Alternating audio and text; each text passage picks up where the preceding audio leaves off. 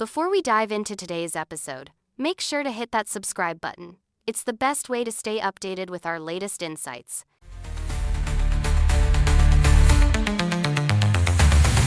Ladies and gentlemen, welcome to the CTSS Academy podcast. The energy is electric. The crowd is alive. Let's dive into greatness. We're champions strong.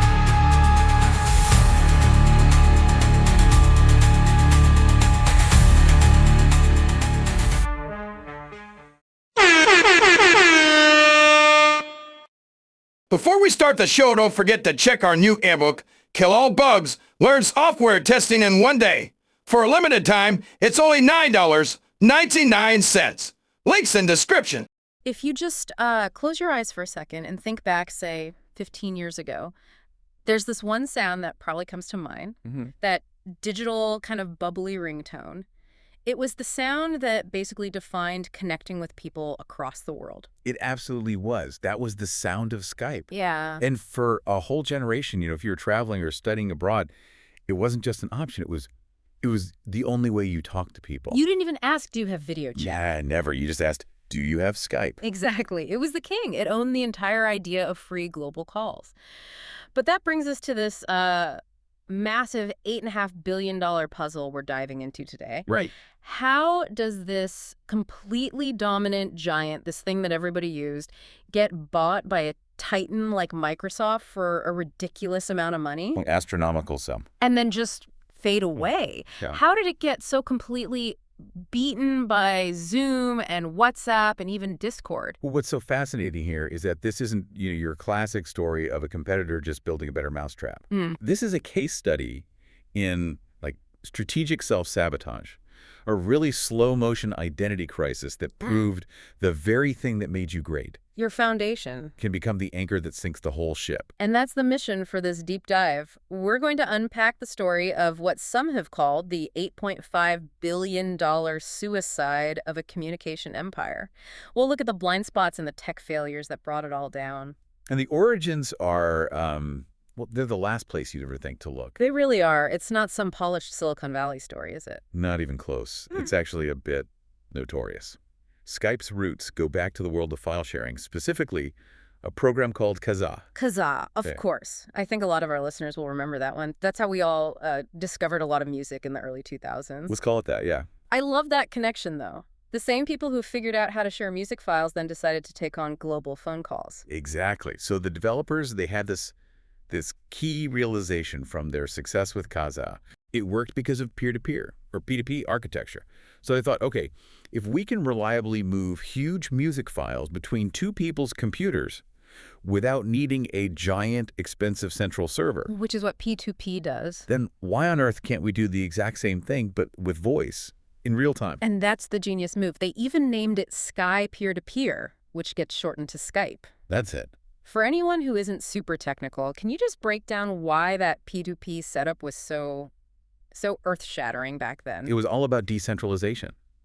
When you made a Skype call, your voice data wasn't routed through some massive, costly server farm owned by Skype. Right. It was routed directly to your friend's computer, a direct link.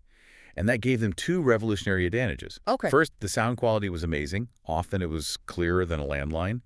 But second, and this is the crucial part, their infrastructure cost was practically zero compared to AT&T or BT. Which means they could give it away for free? Precisely. You have to remember what it was like then. An international phone call was a luxury. It cost dollars per minute. Oh, I remember those bills. And then Skype comes along and offers the same thing but better quality instantly for free. The world just embraced it overnight. It was disruption in its purest form. Perfect technology solving a real expensive problem. But that incredible success leads us right into the first signs of trouble. This is where companies start buying it, but they don't seem to understand what they've actually bought. And that's a tragedy. The very first misstep was in 2005. eBay buys Skype for $2.6 billion. The eBay fiasco, I remember at the time everyone was just scratching their heads. What was the plan? What does an online auction house want with a phone company? Their vision was, well, it was integration. They imagined buyers and sellers using live Skype video chat to, negotiate a price or check the condition of an item in real time. So if I'm buying like a used teapot, I'm supposed to get on a video call with a total stranger from across the country? That sounds like the exact opposite of what people want from an anonymous marketplace. And you've just nailed it. It failed completely. Shoppers, sellers, they valued the speed and, the anonymity of just messaging. Of course. This idea of forced FaceTime was just awkward and invasive. The integration never stuck. Skype just became this very expensive thing attached to eBay that didn't really do anything for them. So eBay realizes they're holding this incredibly valuable asset they have no idea what to do with, so they sell it. And that brings us to 2011. Microsoft steps in. And the price just explodes. $8.5 billion. It's just a staggering figure. At the time, that was Microsoft's largest acquisition ever. And the expectation was huge. The thinking was, okay, integrate Skype with Windows, with Microsoft's giant user base. You'd have an unstoppable force. That was the theory. But the reality was the complete opposite. This is the moment, really, that the collapse starts to accelerate. Microsoft immediately created this huge confusion. They couldn't seem to decide what Skype was even supposed to be. Was it for consumers? Was it a business tool? Was it part of Windows? And in trying to be everything, it became nothing essential to anyone. And the first thing to suffer was the user experience. I mean, Skype was originally so simple, it was fast. And then Microsoft forced it to look like their other products, specifically that infamous tiled interface from Windows 8. Ah, the Metro UI, yes. That was a devastating decision. It looked okay on a tablet, maybe, but it was awful for a desktop hack. So they took this lean, efficient program And just loaded it with bloat. They were trying to cram in integrations with Xbox and Outlook, and it just got slow and clunky and completely unintuitive for the person who just wanted to call their family. Right, they alienated their core audience, the students, the families, the gamers, all while trying to push it as this serious business application. And that confusion, that strategic mess, bled directly into the biggest technological shift of the decade. Smartphone. The move to mobile. And this, right here, was the fatal flaw. As the world moved to phones, Skype's mobile app was, to put it mildly, unusable. Oh, it was a horror show. It drained your battery in an hour. It crashed constantly. You'd get a notification for a message from, 3 hours a day. It was a death sentence in a world that was suddenly all about instant messaging. Yeah. And here's the deepest, most tragic irony of the whole story. The very technology that made Skype a revolution That P2P architecture. became its biggest liability in the mobile era. Explain that. Why was P2P genius on a desktop, but poison on a phone? Well, P2P requires your device to constantly manage a direct connection. It puts all the heavy lifting, the processing, the data relay onto your machine. On a phone, that means the CPU is always working and the radio is always active. And that's what kills the battery. That's exactly what kills the battery. That's why it was so slow and power hungry. The P2P model is just fundamentally incompatible with how a smartphone is designed to work. Whereas the new competitors, they were building from scratch for mobile. They could use cloud architecture. Exactly. With the cloud, your little app just sends a quick burst of data to a massive server. The server does all the hard work. The server takes the battery hit, not your phone. So Microsoft knew this was a problem. They did, but they spent years, vital years they could not afford to lose, trying to re-engineer the entire system from P2P to the cloud. It was a monumental task, and it just took way too long. It left the door wide open. And the rivals who walked through that door, they had mastered one thing Microsoft forgot. Zero friction simplicity. WhatsApp is the perfect example, right? It rose because it was just brutally simple. It was, and it instantly solved what we call the walled garden problem. Meaning you didn't need usernames and friend requests. Precisely. WhatsApp just used your phone number. Your address book was your contact list. If you had someone's number, you could message them. No invites, no adding friends. Frictionless. Totally.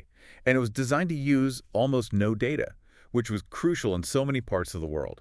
It was lean, while Skype was getting fatter and fatter. And then there's Discord. It took a totally different approach, but with the same result. Discord shows that being specific beats being general every single time. They targeted one huge group, gamers. Who used to all be on Skype. They all were. But Discord knew gamers needed high-quality voice that didn't slow down their computer or make their game lag.